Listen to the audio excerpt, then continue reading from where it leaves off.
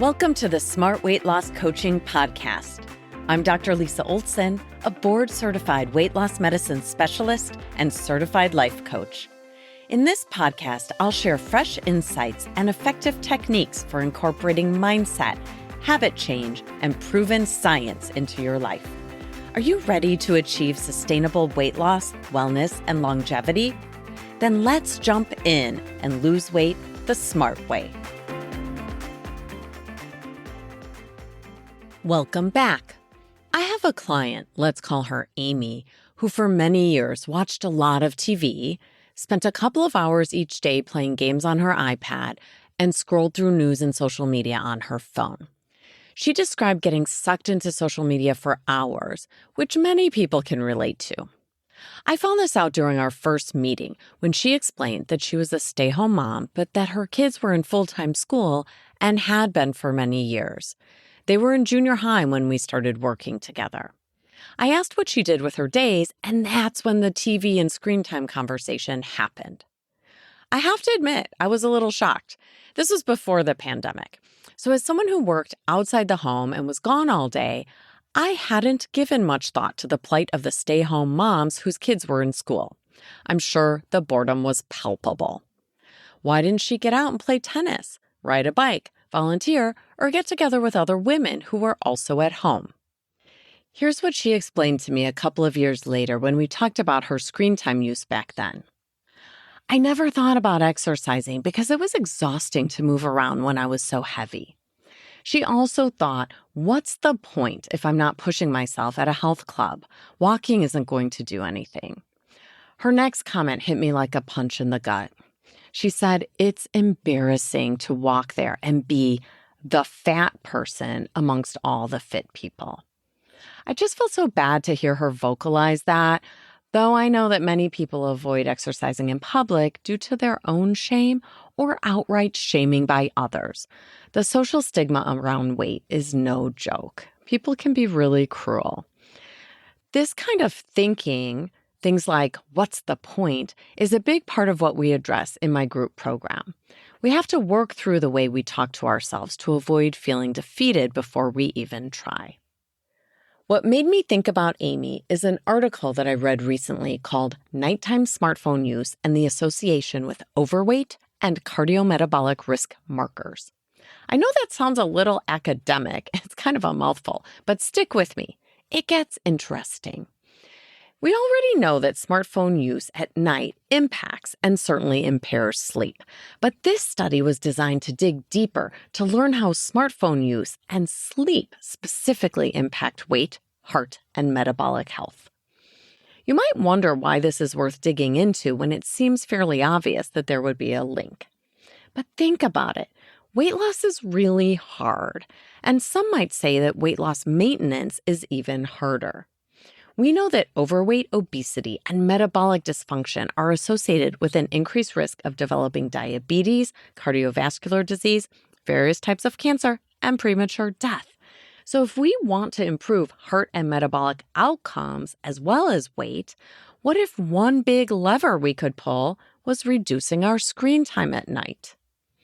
Let's talk a bit about how these things are all related. Studies have consistently shown that poor and short sleep is associated with higher body mass index, higher blood sugar, and insulin resistance, which is a precursor to diabetes. Poor sleep is also associated with an increase in belly fat as well as elevated levels of cholesterol. We also have studies showing that sleep deprivation leads to changes in ghrelin and leptin, which are appetite-regulating hormones, leading to increased calorie intake and weight gain. At the same time, obesity and behaviors that lead to weight gain may contribute to disturbed sleep, which results in a bi-directional relationship. You don't sleep well, you gain weight, you don't sleep well. We can all agree that we've had a major societal change in our behavior when it comes to the way we use phones. And as we've become more glued to our phones, our weight has gone up. Phone use during sleep hours is particularly problematic because the light from the smartphone impacts our brain's melatonin release. We need that melatonin to induce sleep. When the brain releases melatonin, it alerts us that it's time to wind down. That's a critical driver of our circadian rhythm. Because a disruption in circadian rhythm has been proven to impact metabolism, we see a link between anything disrupting that rhythm and the conditions of overweight and obesity. This study out of Denmark started with over 25,000 participants. Just an entertaining side note, there were only 61 people whom they excluded from the study because they didn't own a mobile phone. Only 61 out of 25,000. It's pretty wild that only 0.2% of Danish people surveyed didn't own a mobile phone. But back to the study. The researchers identified 4 types of individuals. Number 1, the non-user, characterized by not using their smartphone at night once they went to bed, or usually not using it. Number 2, the sleep onset user, characterized by using their phone before falling asleep most nights. People in group 3 are called sleep offset users. They're characterized by most nights of sleep offset use, which means that they use their phones in the early hours before they're supposed to wake up. Finally, the 4th group represents the all-time users. This group is characterized by having a mix of night clusters with sleep onset use, sleep offset use, and continuous use. That just sounds ghastly to me because I know how much better I feel when I get a great night's sleep and how miserable I am the very rare times I've been on my phone on and off all night. In particular, I remember doing that in the first couple weeks of the pandemic when I was worried about everyone and everything, but especially my kids. So are you curious about how many people fell into each phone use category? I was. Unfortunately, I'm a sleep onset user, but I'm an aspiring non-user. I often hop in bed and read the news, play Wordle, or remember an important email I meant to answer, which occasionally leads me down the path of hours of returning emails. On a positive note, I started tracking my sleep about 8 months ago, and I've been doing so much better with screen time at night since raising my awareness of what time I actually go to sleep, as well as my total sleep duration. I'd say my sleep improved from about 5 hours on average to about 7.5 hours on average, with most nights being 7 or 8 hours. I still occasionally cut it short. Old habits die hard. But as all of you know, behaviors that get rewarded get repeated, which is why I track my sleep duration every morning and give myself a silly smiley face on my tracker when I hit 7 or more hours of sleep. I love that moment of victory. Okay, so here's the breakdown. 39% of people don't use their phones overnight. I was pretty impressed and also a bit shocked by this. The number seemed high to me. But remember, this is a Danish study. I wasn't sure how our population in the US would compare, so I Googled the data on US adult screen time at night and found that while 90% of adults report using a screen, mostly TV, within an hour of bedtime, the number of adults using screens during sleep time were fairly similar to those in the Danish population. That is, as long as you don't count the youngest adults who have about a 70% rate of sleep onset phone use. Yikes. So 39% of folks in the study don't use their screens during sleep time. 21% had sleep onset use, like I often do. 27% have sleep offset or early morning use. And the unfortunate 13% remaining are using their phones throughout what should be their sleep cycle. Double yikes for that. Young female students were found to have the most cell phone use at night. If you've spent any time with young women, those results probably won't surprise you. So, what did they learn? Among those who reported the worst quality of sleep, they were about 19% more likely to have overweight, and a similar percentage of those with poor sleep were found to have obesity. In the pooled analysis of several different groups studied, they found that frequent nighttime smartphone use was associated with 51% higher odds of overweight compared to those with no nighttime smartphone use. The risk of obesity was also increased. So basically, in line with their hypothesis, the researchers found a consistent association between nighttime smartphone use and overweight and obesity across a sample from the general adult population in Denmark. The authors note that one of many explanations for the link between nighttime smartphone use and overweight may include reduced physical activity and increased calorie intake due to daytime tiredness. If you sleep poorly, we know you'll crave less healthy food the next day. If this is your usual pattern, those extra calories can add up. Not that I'm a fan of calorie counting, but the data does show an increased calorie intake when we're sleep deprived. This study didn't find a significant association between smartphone use and cholesterol levels, blood pressure, or blood sugar. But they mainly studied women under 50, so it was a population that has a fairly low prevalence of these health problems to begin with. It'd be fascinating to follow the same women longitudinally over 20 or 30 years to see what happens to their metabolic health over time. I want you to know I had to practice saying longitudinally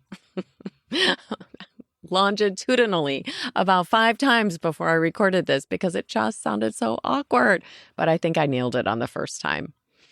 Anyway, why am I spending time talking about this study that tells us smartphone use at night correlates with poor sleep and excess weight? I'll tell you why. Because like I mentioned earlier, weight loss is hard. And if we could find any levers to pull that make it easier, it could have a meaningful impact on our health. Would you agree that it sounds easier to regulate nighttime screen time use than to lose weight via the old, unhelpful eat less and move more approach, right?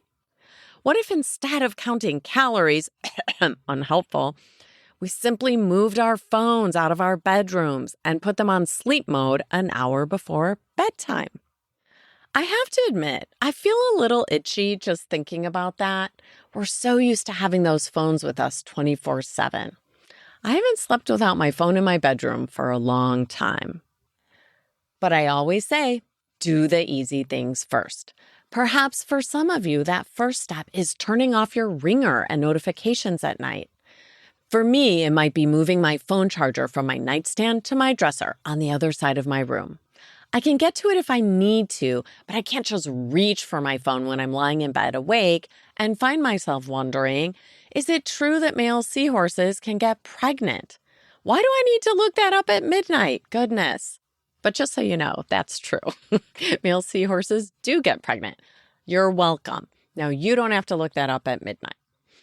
Let's circle back to Amy. Remember, she's my patient who binge-watched TV, used her iPad for games, and her smartphone for social media for hours throughout the day and night. Guess what? Amy has lost over 50 pounds, and cutting both her daytime and nighttime screen usage made a huge difference. She slowly changed the way she talked to herself, too. She stopped shaming herself, and she started to believe that just maybe walking might make a difference. Do you know that she typically walks 5 to 8 miles every day now, and that she walks like that throughout every season, including winter in Chicago? It's impressive, really impressive. She's probably cut her screen time by about 75%, and she filled that time with walking, exercise classes, meaningful work, and more social connections. She's off the sleeping pills she used to take when I first met her, and she's no longer tired just moving around her house. A lot of Amy's changes happened simultaneously, so I can't give all the credit to less screen time at night, but it was definitely a part of what got her started on her successful weight loss journey. Changing your nighttime screen routine won't be an overnight game changer, but it's such a critical piece of the health and weight loss puzzle.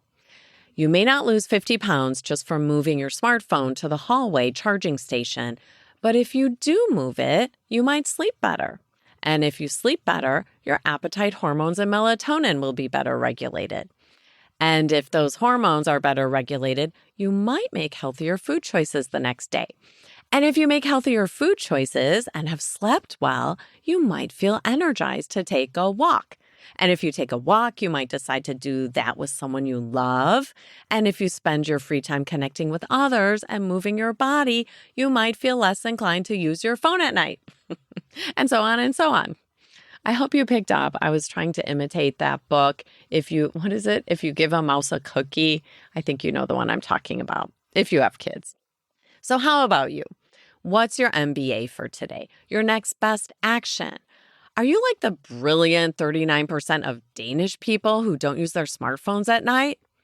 If not, may I invite you to pull this lever for weight loss by making an NBA about nighttime screen use.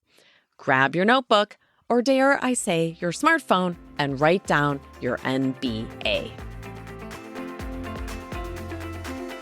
Thanks so much for listening. If you'd like more support during your smart weight loss journey, check out our group coaching program at smartweightlosscoaching.com. Until next time, stay well and stay smart.